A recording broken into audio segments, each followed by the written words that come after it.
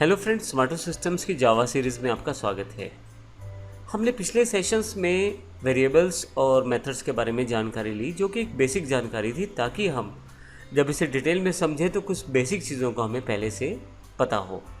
आइए अब शुरुआत करते हैं हम यहाँ से वेरिएबल्स और उसके प्रकार के बारे में, ताकि हम जावा को अच्छी तरह से समझ पाएँ और उसको प्रयोग कर पाएँ। ये बिल्कुल बेसिक बिल्डिंग ब्लॉक्स हैं जावा के। यदि आप इन सब चीज़ों को अच्छी तरह से समझ जाते हैं तो आप आसानी से जावा के ऊपर कमांड हासिल कर सकते हैं। तो हम शुरुआत करते हैं वेरिएबल्स के साथ। यहाँ पे क्योंकि हम अभी बेसिक वेरिएबल की जानकारी ले चुके हैं, तो यहाँ पे यदि हम देखें, एक क्लास कार है जिसमें 3 वेरिएबल्स लिए गए हैं, कलर, मॉडल नंबर, स्पीड। हालांकि यहाँ पे डेटा टाइप्स की जानकारी अभी नहीं ले रहे, जो कि आने वाले सेशंस में तब बात करेंगे। हमने ये जानकारी ली। देखिए, हमारे पास क्लास कार में इस तरफ एक गाइड मैप की तरह इन्फॉर्मेशन दी गई है, 3 वेरिएबल हैं, और यहाँ लेफ्ट साइड पे कोडिंग की जानकारी है जिसमें 3 वेरिएबल दिखाए गए हैं। जब हम ऑब्जेक्ट नैनो की बात करते हैं तो तीनों वेरिएबल्स में डॉट के साथ हम डेटा स्टोर कर सकते हैं, जैसा कि हमने पिछले सेशंस में भी किया था। इसी तरह से मारुति जो ऑब्जेक्ट है, इसमें भी इसी तरह से हमने डेटा को स्टोर किया है। यहाँ पे यदि आप देखें तो राइट हैंड साइड पे एक गाइड मैप में कलर, मॉडल नंबर और स्पीड को स्टोर किया गया है। तो अल्टीमेटली वेरिएबल्स जो हैं डेटा स्टोर करने में हमारी मदद करते हैं। वेरिएबल्स जो हैं वो डेटा को स्टोर करते हैं जावा में। एग्जाम्पल के तौर पे हम यहाँ ये कह सकते हैं कि जैसे मान लीजिए मुझे सैलरी का इन्फॉर्मेशन स्टोर करना है या एड्रेस का, इसको मैं पर्टिकुलर मेमोरी लोकेशन पे स्टोर कर सकता हूँ और फिर उसका एक नाम रख सकता हूँ। तो जहाँ पे 10,000 जो वैल्यू रखी गई है, ये एक मेमोरी लोकेशन है जहाँ पे वैल्यू है 10,000, और इस मेमोरी लोकेशन का जो नाम है वो सैलरी है। इसी तरह से हमने एक एड्रेस को सेव किया हुआ है smartosystems.in, जो कि एक अलग लोकेशन पे स्टोर है, लेकिन इस लोकेशन का एक नाम रखा गया है एड्रेस।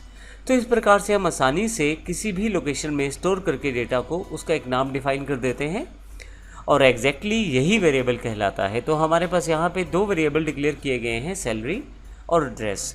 दोनों अलग अलग लोकेशन पे हैं और अलग अलग तरह का डेटा इसमें स्टोर कर रहे हैं। अब इसी तरह से हमारे पास यदि बात करें तो पिछले एग्जाम्पल के अनुसार ये जो ऑब्जेक्ट हैं नैनो और मारुति, ये दोनों अलग अलग जगह अपना डेटा स्टोर करते हैं। जैसे ऊपर की तरफ देखें तो नैनो ऑब्जेक्ट जो कि कलर वेरिएबल में रेड की जानकारी स्टोर कर रहा है, मॉडल नंबर में 2007 की और स्पीड में 100 की। इसी तरह से मारुति जो ऑब्जेक्ट है, ये 3 वेरिएबल्स में अपना डेटा कलर, मॉडल नंबर और स्पीड में स्टोर करता है। तो इस प्रकार से यहाँ यदि देखें तो कलर नाम है, जबकि रेड जो है उसका डेटा है। नीचे की तरफ कलर नाम है वेरिएबल का, जबकि ब्लू उसका डेटा है। और ये नीचे वाला जो डेटा है मारुति के साथ बाइंड है, अर्थात मारुति ऑब्जेक्ट के साथ जुड़ा हुआ है, जबकि ऊपर वाला जो डेटा है वो नैनो ऑब्जेक्ट के साथ जुड़ा हुआ है।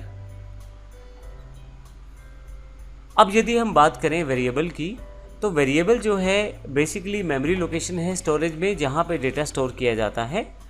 जावा में 3 तरह के वेरिएबल्स हमारे पास अवेलेबल हैं, इंस्टांस वेरिएबल या ऑब्जेक्ट बेस वेरिएबल।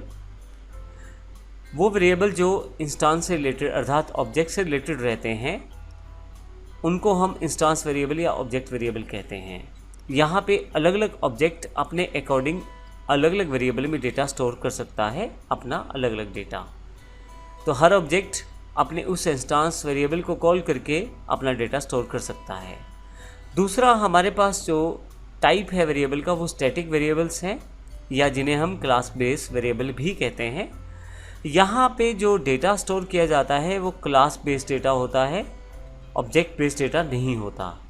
एक तरह से यदि आपको कोई शेयर्ड डेटा चाहिए जो सभी ऑब्जेक्ट के पास जाए, यानी कि ऐसा शेयर डेटा जिसे सभी ऑब्जेक्ट देख पाएँ, तो उसको स्टैटिक वेरिएबल में स्टोर किया जा सकता है।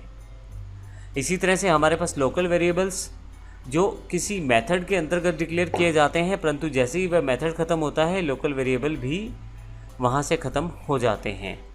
तो लोकल वेरिएबल किसी मेथड के अंतर्गत डिक्लेयर किए जाने वाले वेरिएबल्स को कहते हैं।